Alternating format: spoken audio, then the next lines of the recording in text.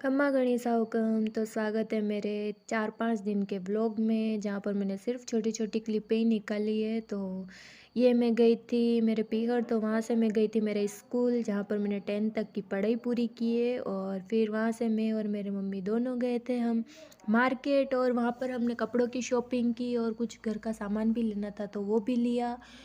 और वहाँ से निकले तो बहुत ही रास्ते में बहुत ट्रैफिक था, तो फिर हम दोनों निकले वहाँ से और हमारे इधर आने वाली बस मिल गई।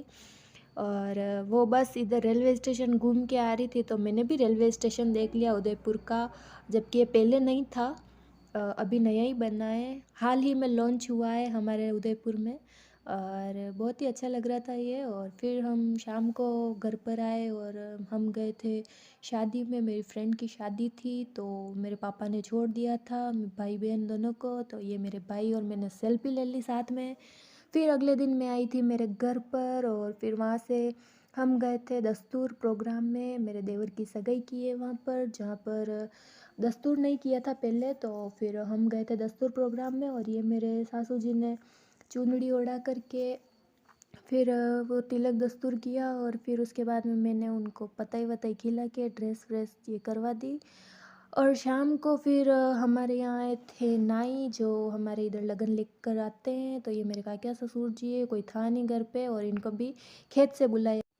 फिर आज सुबह हमारे घर पर आ गया था डोल, तो फिर हमने डोल की पूजा की और नंगार जी को भी कलावा बांधा और रक्षा सूत्र बांध कर उनको भी तिलक लगाया। और फिर उसके बाद में मैं रह गई थी पीछे, तो फिर वह मैं गई थी वापस।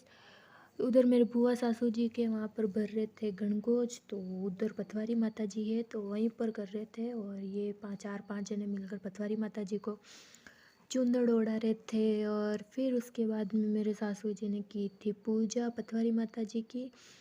और फिर उन्होंने पूजा वूजा की, और उसके बाद में कलश भरे थे। और कलश भरने के बाद में इन सबको कलश दिए थे। 7 कलश भरे थे। 9 दिन तक तो हमारे यहाँ पर छोटे मोटे 7 या 9 कलश ही भरते हैं। और फिर लास्ट डे मतलब बहुत बड़ा प्रोग्राम होता है। तो ये हमारी शुरुआत का आज फर्स्ट दिन था कल।